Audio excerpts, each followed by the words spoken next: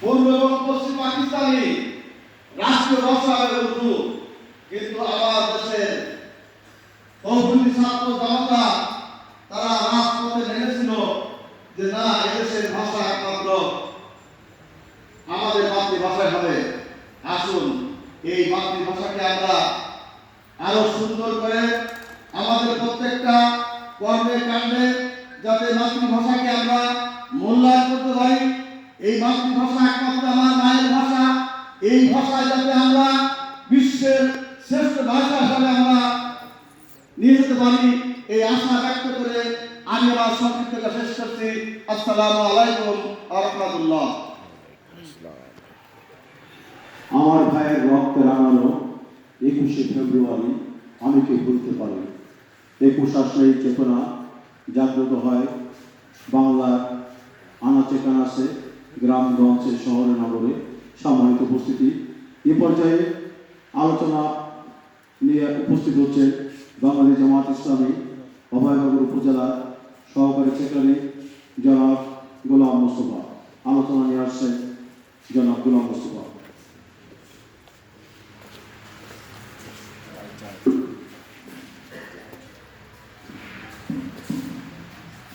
أعوذ بالله من الشيطان الرجيم بسم الله الرحمن الرحيم إنا جعلناه قرآنا عربيا لعلكم تعقلون صدق الله العلي العظيم وصدق رسوله النبي الكريم اللهم صل وسلم وبارك عليه। উপস্থিত বাংলাদেশ জামাত ইসলামী অভয়নগর উপজেলার আজকের এই মহান ভাষা দিবস ও আন্তর্জাতিক মাতৃভাষা দিবস উপলক্ষে আয়োজিত আজকের এই মহতী অনুষ্ঠানে সম্মানিত সভাপতি উপজেলা সংগ্রামী আমির জনতা অধ্যাপক শরীফ হোসেন, উপস্থিত আজকের এই মহতী অনুষ্ঠানের প্রধান আকর্ষণ, প্রধান মেহমান 88-4 নবনির্বাচিত মাননীয় সংসদ সদস্য জননেতা জনাব অধ্যাপক গোলাম রসুল, উপস্থিত উপজেলা জামাতের অন্যান্য নেতৃবৃন্দ, উপজেলার বিভিন্ন এলাকা থেকে আগত সংগ্রামী রোজাদার ভাইরা, ইসলামী আন্দোলনের কর্মী ভাইরা, আসসালামু আলাইকুম ওয়া রাহমাতুল্লাহি ওয়া বারাকাতুহু।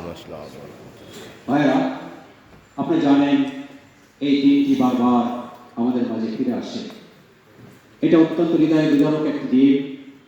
ভাষার মাধ্যমে মানুষ একে অন্যের সাথে তার ভাব বিনিময়, মত বিনিময় করে থাকে। এটা অত্যন্ত গুরুত্বপূর্ণ একটি বিষয়।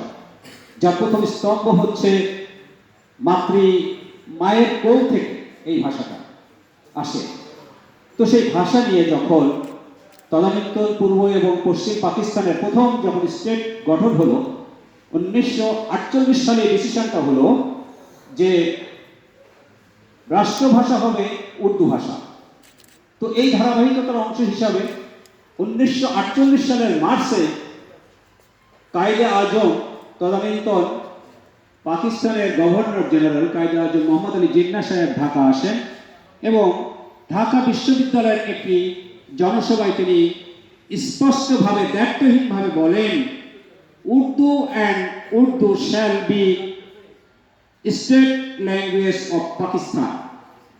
তার এই দায়িত্বহীন কথাটাকে বাংলার অকুতভয় মায়ের দামাল ছেলেরা সেদিন প্রতিবাদ করেছে মুখের উপর। সেই প্রতিবাদের অংশ হিসাবে মিছিল, মিটিং, প্রতিরোধ চলতে থাকে দেশব্যাপী। এই ধারাবাহিকতায় 1952 সালের এই দিনে রফিক, বরকত, শফিক, জব্বার, সালেউদ্দিন সহ অনেকেই সেদিন তাদের তপ্ত তাজা রক্ত রাজপথে সেদিন বিলিয়ে দিয়েছিল ভাষার জন্য, কিন্তু আপোষ করে নাই। আমরা দেখেছি 52-তে আপোষ করে নাই, 69-এ আপোষ করে নাই, 71-এ আপোষ করে নাই, 24-এও রক্ত দিয়ে বাংলার আকাশকে মেঘমুক্ত করা হয়েছে। প্রিয় ভাইরা, আমরা অভয়নগরে আজ এক নেতৃত্ব পেয়েছি যেটা অভয়নগরে ইতিপূর্বে কখনো পাইনি। যিনি প্রতিশ্রুতি দিয়েছেন মানবতার বঞ্চিত নিপীড়িত মানুষের পাশে দাঁড়ানোর জন্য বৈষম্যহীন একটি সমাজ তিনি নির্মাণ করার প্রতিশ্রুতি তিনি ডোর টু ডোর এই অভয়নগর, বাঘারপাড়া, বসুন্ধরা প্রত্যেকটা ঘরে ঘরে তিনি পৌঁছে দিয়েছেন। আজকে জনগণ সেই কথা বিশ্বাস করেছেন, তাকে নির্বাচিত করেছেন। আমরা গর্ব করি, অহংকার করি তাকে পেয়ে, এই নেতৃত্বকে পেয়ে। আমরা সবাই সম্মিলিতভাবে আমরা তার হাতকে শক্তিশালী করব, তার নেতৃত্বকে গতিশীল করার জন্য আমরা যে কোনো সময় যে কোনো মুহূর্তে তার পাশে থাকব এবং অভয়নগরকে বিশেষ করে প্রত্যেকটা জায়গায় এই সৎ নেতৃত্বের যে মূল প্রতিফলন এটা আমরা পৌঁছাতে চাই।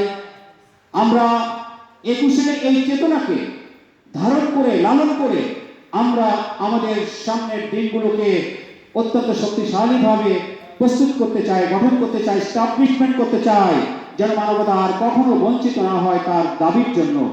এই প্রত্যাশা, এই আশাবাদ ব্যক্ত করে আমি আমার সংক্ষিপ্ত কথা এখানে শেষ করছি। আল্লাহ হাফেজ। আসসালামু আলাইকুম ওয়া রাহমাতুল্লাহি ওয়া বারাকাতুহু।